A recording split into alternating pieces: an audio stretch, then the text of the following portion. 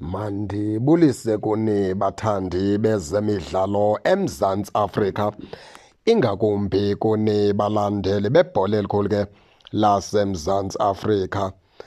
iKaizer Chiefs ke ikhangele ngathi zathi sithathe ke isigqibo okanye sithatha isigqibo malunga ne-midfielder yabo pha nguXhosa Manyana.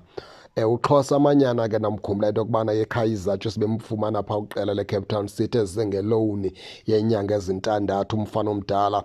Yabe le loan sithi ke uba ke kwenzeke kakuhle uzobe sesayina ke ideal yakhe neKaizer Chiefs. Kodwa iKaizer Chiefs yabona into yokubana ke ayimsebenzisanga umfana omdala. Ngoku iKaizer Chiefs icinga ukumchitha lo mfana kaXhosa Manyana.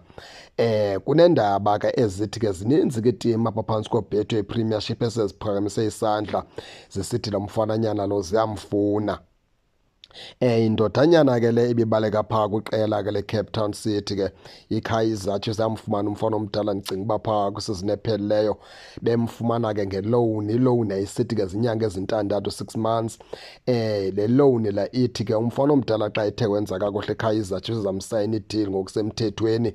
iKaizer Chiefs kange iqhubeleka ukwenza kanjalo, ndiyabona into yokubana ke iye yatshintsha indlela yokucinga malunga nale player. Naku ngoku esithi icinga ke ukumchitha, icinga uvele nje ithatha isigqibo esipheleleyo ngoXhosa Manyana, iyazi into yokubana ke iyamkhulula.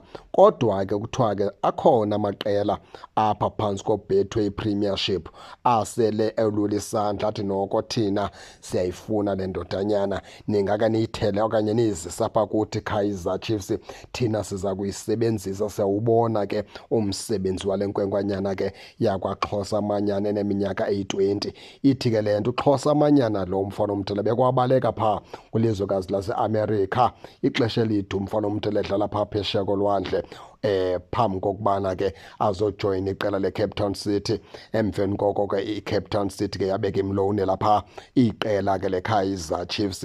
iKaizer Chiefs yiyo ke ngoku icinga ukumchitha ngokusemthethweni, endicinga into yokubana ke ayizuphinde ibe nanto eyidibanisa noManyana, iza kumchitha nje ngokusemthethweni iKaizer Chiefs emveni koko yohlukane naye.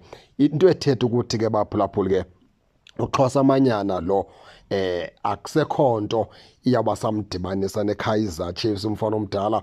Akusekho nto okanye nani balandeli aninoba sambona ke emabaleni ezithengisa umfana omdala okanye enikezwa ithuba yiKaizer Chiefs. Iyamchitha nje ngelipheleleyo. Ndiyabona ke into yokubana ke nyhani ke ii-midfielders phaa zinintsi phaa kwiqela leKaizer Chiefs ke kusekho nekudala ziphaa into yayo engacaci uba izawubheka kweliphini icala. Kukho Thabo Cele phaa, kukho Sibongiseni Mthethwa, kubekho abafana ke bafana ke nalaa nkwenkwanyana yakwaSindiphile Ngcobo, kubekho oMabuye, oNdlovu, oMahlowu.